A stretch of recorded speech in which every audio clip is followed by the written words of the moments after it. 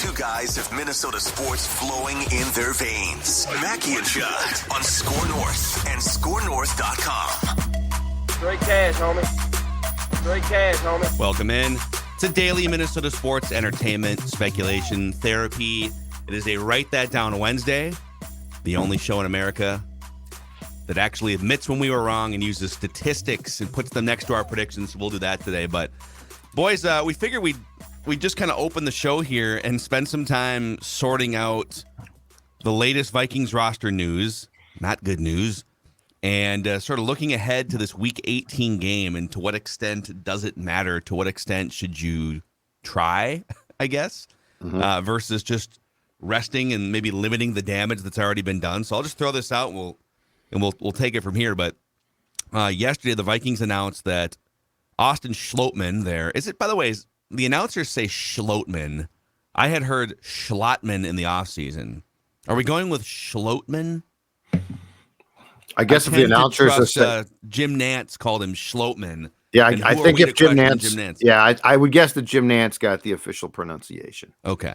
So Austin Schlottmann suffered a fractured leg, so he's out. He's officially on injured reserve.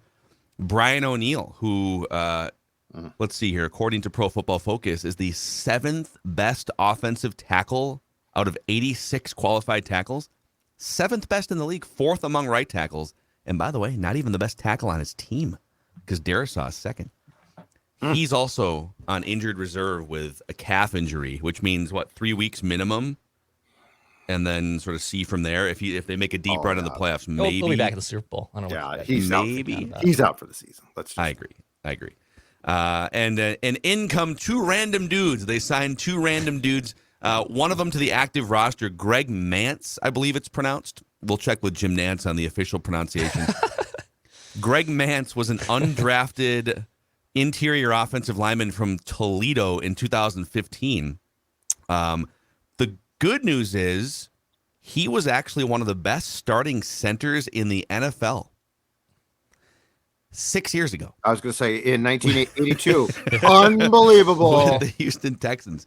And then Niners. And then he struggled in 2017, and he's been just a backup part-time player bouncing around. He's been with Houston the first 5 years, Miami in 2021. He played part of a game or two with Buffalo earlier this year, and he was available. He played 22 snaps in Week 3 at center for Buffalo, and he's just been waiting for a call. So that's kind of the state of the roster. The Vikings, really the only thing that they can do this week on a positive note is if the Niners lose and the Vikings win, the Vikings would snag the number 2 seed in the NFC. But according to ESPN's matchup predictor, the Niners, who are 14-point home favorites against, is it David Blau and the Arizona Cardinals? Yeah. Have a 90% chance to win that game, and I don't think they've lost since October. Yes. So on one hand, you want to just, hey, it's the NFL. Things happen.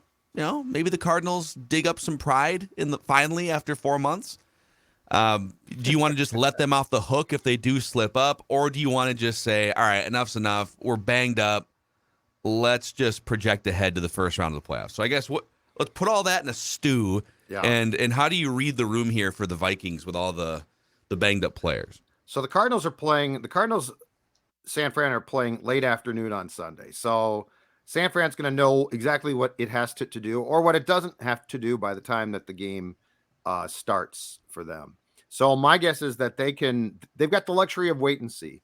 My guess is the Cardinals are going to be working very hard in that game to get to the golf course. So they're mentally, they're checked out. Their coach is gone. David Blau is starting. Yeah. So taking all of that into account, if I'm Kevin O'Connell, I give serious thought to resting, and Chip and I talked about this on Purple Access, certain veteran players. But it's not like I'm going to rest the entire, the starters, because the offensive line, for instance, now has to play together. Like, this game becomes important. They've got to have some type of just repetitions in games. Dalvin Cook to me sits. I don't play him. Thielen sits for sure. I don't play him. Jefferson is on the, I'm iffy there. I think that at this point, I'd be comfortable going with like KJ and Rager, Naylor. Who can Naylor some snaps? Yeah. Defensively, I'd sit Smith, I think, for an entire game. I'd sit Zalarius and Harrison for an entire game. Yeah. But I'd be very selective on that. Let's go back to the offensive line, though, for a second, because like this is sound the alarm time. Like this is not a minor, oh, yeah, Bradbury's still out, which, by the way, would be bad enough. Brian O'Neill's the heartbeat of that line. Like he is the leader. He is what the center ordinarily is, the de facto captain. And his loss is absolutely mammoth. Oliudo is a better tackle. I'll start by being positive. He is a better tackle than he was. He's a better right tackle than he was a right guard because he is a tackle. Like he was asked to play a position he shouldn't have been asked to play, and he failed miserably. All of that being said, to your point about the PFF rankings, Phil, very few guys can touch what O'Neill can do. And, keep in mind, Brian O'Neill right now is the second highest paid right tackle in the entire league. So his value is there. This reminds me, to go back a little bit, this reminds me a little bit of 2017 and the eerie similarities of the situations. In the penultimate game of that year, which at that time was 15 going into 16. Now, obviously, it's 16 going into, or it's 17 going into 18 as far as the weeks go. In the penultimate game of that year, if you recall, Nick Easton snapped his ankle in Green Bay. He was the right guard. Now, he was not as important as O'Neill is at right tackle, but that caused the transition of Remmers from right tackle, where I think he was solid, not great, to left guard, where it was a mess. It was Chris Reed like he was not a left guard. And at that time, Rashad Hill became the right tackle. And if you recall then, that definitely had an impact on what the line could do and its cohesiveness. So I don't think that we can downplay the fact that the loss of O'Neill and I don't think Bradbury, if he comes back, I'm skeptical it's a back problem. I think that is an absolutely major and potentially fatal blow to any type of real playoff run here. It's tough. I mean, you are now choosing. So if Bradbury for sure isn't playing in Chicago, right? You're going to give him 2 weeks to try and just get. It'll be 5 games then. Yeah, and so who knows what shape he's going to be in going into a wild card weekend game. So let's say your choices are, a 75% Garrett Bradbury or something. I'm talking in 2 weeks against the Giants. Chris Reed, who just played his first game at center ever in the NFL. I can't do that one. And I think he either was flagged for or caused like 5 or 6 penalties in that game. I clipped a couple of them. Boone and I are going to record tonight for Trenches because really curious to hear his thoughts on, okay, when this type of thing happens, there's a couple where like Cousins is clapping, and the other guys could sense like it's time to go and they start going back. And the only guy that doesn't move is Chris Reed. According to Chip, he basically at least twice sort of forgot to snap the ball because he's a guard. Yeah, but hasn't he been at least taking some snaps with maybe not? Well, because Schlottman's taking second string snaps all season. Yeah, well, after Bradbury got hurt, Reed might have, but until then, I highly doubt it. Occasionally, man, just in practice, and practice is not nearly as intense as it's not as like field. Training camp or whatever. So I guess your options for that Giants game might be a far less than 100% Garrett Bradbury, Chris Reed again, who's the healthiest but doesn't know what he's doing, or Greg Mance, who just signed to the active roster. He's 31, going to be 31 years old, I think, in a couple months here, and was last good in 2016. I honestly think I would potentially choose just like a 70% Garrett Bradbury if he could stomach it. But, for him, he's also a free agent. I don't know. Could he do like more damage to his back or something? We don't know what the full situation is, but it's a complicated situation, and that's just one position. I think too, a lot of people see Kirk Cousins' sack numbers. It's like, oh, he's been taking the most sacks this league this year, and some of the most hits. And Brian O'Neill, what's that going to do? That's a humongous loss. And even though Kirk's been piling up some sacks, he's definitely gotten licked a lot this year. This is the most stable I have felt about the Vikings offensive line when it's been at its whole in about 10, 12 years. Yeah. When they had a healthy Bradbury, a healthy O'Neill, a healthy Darisaw, I legit thought this is the best line. Is it, Philadelphia Eagles good? No. But is it the best line that they have put out there in probably 10, 15 years? Yeah, it is. Low bar to clear, but it is. And then you lose one of the best tackles in football, who he is. Brian O'Neill is legitimately one of the best tackles in football. And now you have to replace him with Oli Udoh, who is back to his normal position, but let's be honest, is a less than average and less than stellar offensive lineman. It is a massive loss. I'm with Judd. I don't think you really can underestimate, even though Kirk takes a lot of sacks regardless, that is a humongous loss to the Vikings' playoff hopes. Yeah, and it's, again, this doesn't need to turn into a Kirk Cousins rip fest, but everyone always, any slight criticism or critique of Cousins always turns into, you're a hater, right? Instead of just talking about the team.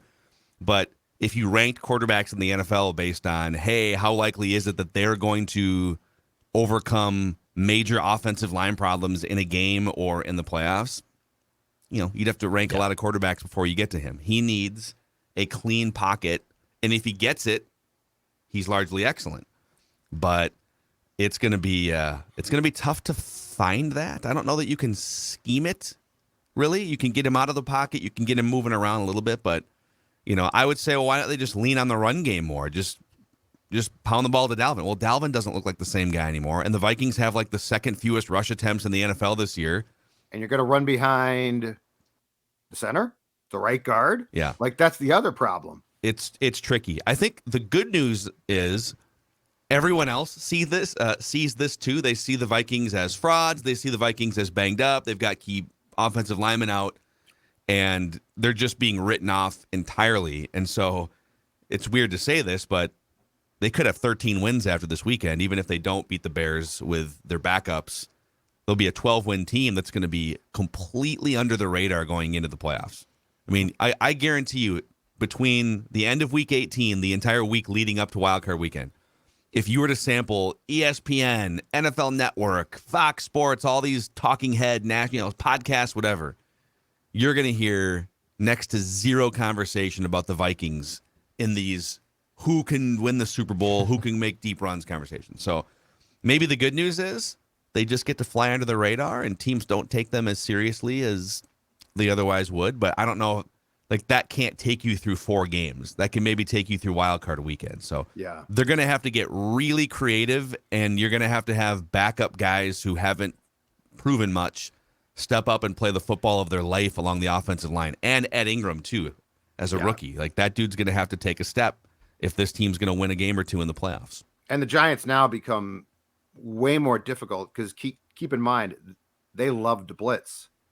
So, okay. So if you're blitzing against O'Neill and a line that, has Schlottman, who's not great, but at least he knows what he's doing, right? Yeah. Well, now you're going to face them and they're going to blitz. And the other thing is that they have the advantage of basically at that point in time being a month to 3 weeks out of a game with the Vikings. And they're going to go back and watch the tape of what the Packers did to Jefferson. Like, there's just going to be a lot. The mountain gets a lot tougher to climb in that game based on the fact that the Giants are going to fully take advantage of the Vikings line. And you know what? I mean, we could talk about the right tackle. We could talk about the center, but keep in mind too, we're also talking about Ed Ingram in a playoff game. That's a leap of faith right there. What's our thought on Ed Ingram? Are we just saying, well, he's a young guy with a ton of upside, 2nd round pick? No, and he's just going through it as a rookie. Well, you know what? I'm more concerned than that. It would be interesting to do a dissection of the drafts the last couple of years and guys that played guard. I feel like guards have stepped in and played pretty well, rookie guards. So it's not like, oh man, it's a quarterback. You're destined to year 1 is going to be full of bumps and stuff. So no, I'm a little bit concerned, and he has had some certainly better graded games as the season has progressed, but I'm not sold there. I don't think it was a huge ask for him to step in as a 2nd round pick and be pretty damn effective. And he would not meet my PFF pretty damn effective grade.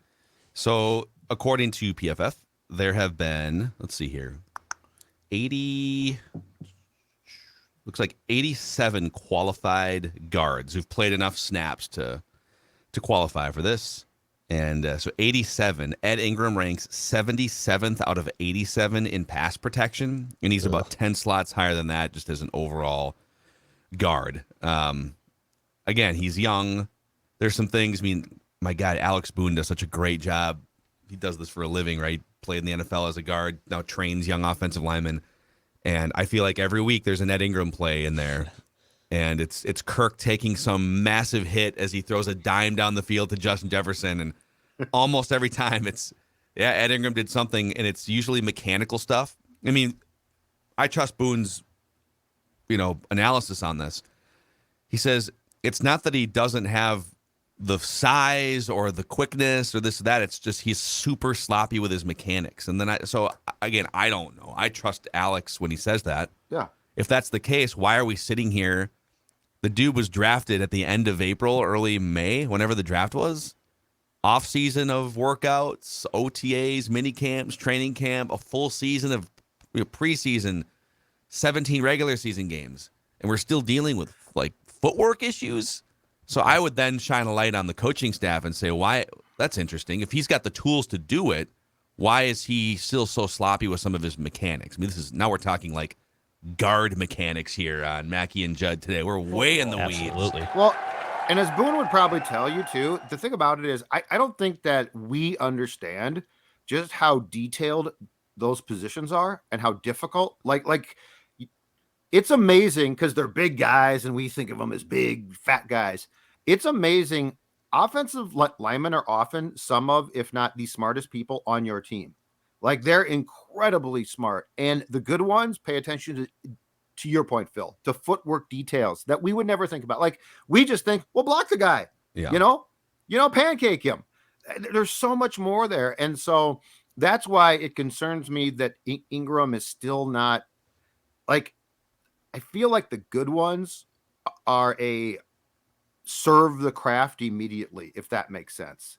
They don't like get 3 years in and are like, oh, now I just learned the footwork. Thank you very much.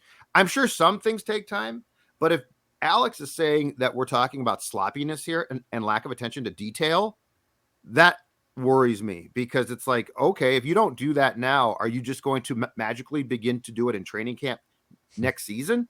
And so, yeah, we think of offensive line play as just big guys bashing with big guys. And it's really interesting and intriguing, but it takes a ton of work.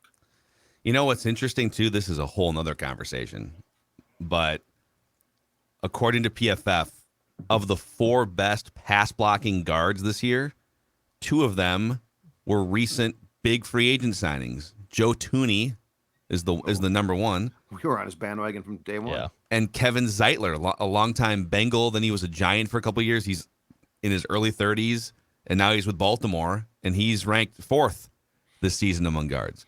Yeah. So it also goes to show you that in the case, so these guys, I think both signed 2 off seasons ago when the respective quarterbacks for those teams were on rookie scale contracts.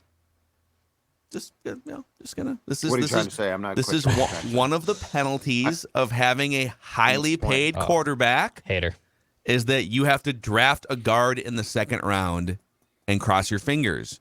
When you have a rookie scale quarterback, I'm oversimplifying it here, you can just go sign Joe Tooney for $15 million because you have extra money to spend on your roster. Or go sign Kevin Zeitler to a 3-year, $25 million contract and just fix it with a veteran. You don't necessarily want to pour a bunch of money into guard play because, every position's important. Right. But if you've got the luxury of having some extra money because you have a good quarterback on a rookie scale contract, right, that's the built-in advantage that Baltimore and Kansas City had in 2021. So, yeah. I also wouldn't rule out them potentially restructuring Brian O'Neill, and he's a great tackle. His loss is going to be enormous, but he's making $19 million next season, and that's a lot of money. He's a good tackle. He deserves a big payday. But in terms of them creating cap space, that probably is going to be one of their first few guys that they look at as a potential restructure if they want to create some of that cap space.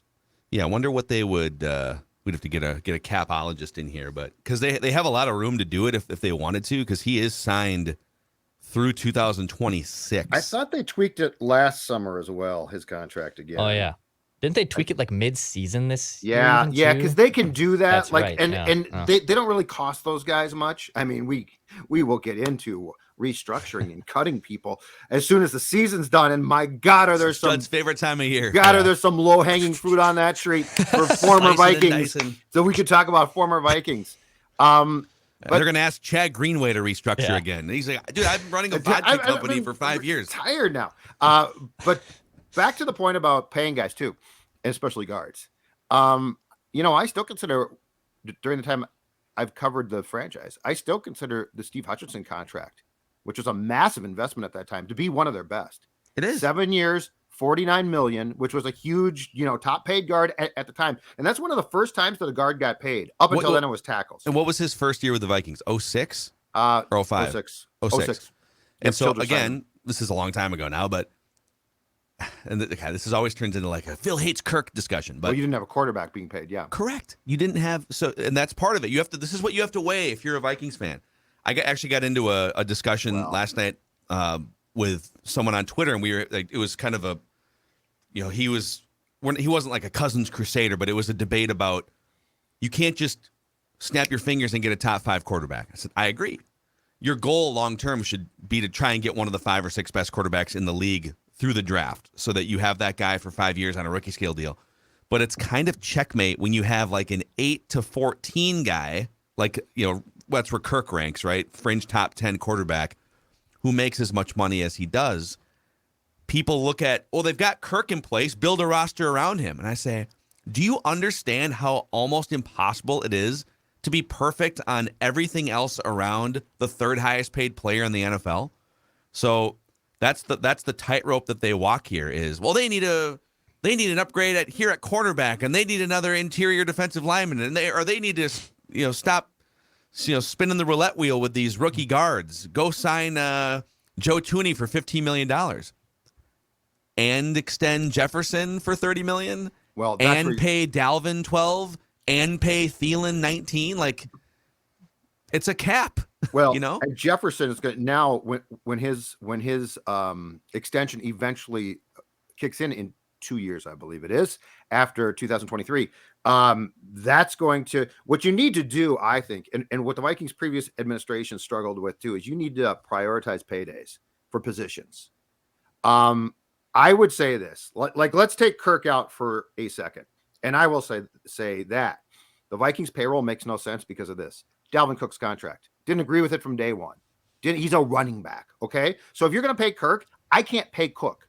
I'm going to prioritize actually guard over running back because I can find those guys in my back alley here. They're all around. You're also prioritizing guard over running back as long as Cousins is your starting quarterback. 100%. If you had a guy that could kind of scoot out of interior pressure, I'm just going to scoot out to the right. Okay, maybe I'll patchwork with guard. Not with Cousins. Yeah, I want to be, but you know what? And the one thing that Childress I completely agreed with, and it's a football cliche, but it's so true. You want your lines to be damn good. Like, if you don't have good lines, you're not going to win. Like, if you look at what teams do, what teams scare you most in playoffs? Teams that can kick your ass. Largely the 49ers. Yeah, but I mean, the Minnesota Vikings cannot kick your ass. They can't, and they haven't for a long time. That line in 2006 could kick people's ass. Yeah, and the 49ers are a great example of, they are so great up front year after year after year. For 10 years, largely, they've been great up front. They can just kind of put Brock Purdy back there. They can put 10 years ago, second round pick who kind of knows what he's doing, but not really, Colin Kaepernick. They can revive the career of Alex Smith. They can throw Jimmy Garoppolo in there and look like, and the guy wins 2 out of every 3 games for his career because they're great up front. So I'm with you, man. There needs to be some, now we're looking way ahead here, but there needs to be some major examination of where and how they spend money and on which positions and what ages are those players, et cetera. And the last thing off of that to me is this one too. Unless you're going to trade up in the draft for a quarterback because you've identified one, use your pick on the best player. Don't get cute. Don't wow me with, well, look at what the value we got. We got Lewis Seen too. The more I watch this, I really believe that this team is going to regret greatly in the coming years. Jamal Williams was right there for you. And I know he missed most of it this year, but guess what? He's going to step in now, and he looks legit. And how good would he look as the 2 to Jefferson again on a rookie contract? Yeah. That's the thing again, Phil. Like to your point, it's not just quarterbacks. Jameson Williams. Yes, excuse me, Jameson Williams. But to your point on the rookie contract, that's where now we had to pay JJ, but we got this other kid who's really good for 5 years. Well, you could make the same case if you were going to go defense and safety. I mean, Kyle Hamilton. If you had Kyle Hamilton on this team next to Harrison Smith, amen. Your back end. But they still have 12 wins. They can get 13. Anything can happen in the tournament. Oh, I love the tournament. Oh God, you got to play the football sounder when you say tournament. The tournament, yes. Football. If Kirk can put together a 2012 Joe Flacco-like performance or a 2007, 2011 Eli Manning performance, who knows what can happen? So this is where we talk about all these things around him. We got Thielen has aged out, offensive line's banged up. This needs to be the Kevin O'Connell, Kirk Cousins, Justin Jefferson show, starting with Wild Card Weekend, and they may have to get creative to do it. A shout out to our friends at Federated Mutual Insurance Company. They've been helping us for a long time build our business at SKOR North, Mackey and Judd, Purple Daily, and they've been helping business owners in the state of Minnesota and all around the country since 1904. Based in Owatonna, they specialize in risk management, elevating your business through risk management tools and resources. You can find out how they can help your business at federatedinsurance.com, where it's our business to protect yours. We're going to take a break for a second, and then we'll get to our weekly predictions and accountability session. Mackey and Judd.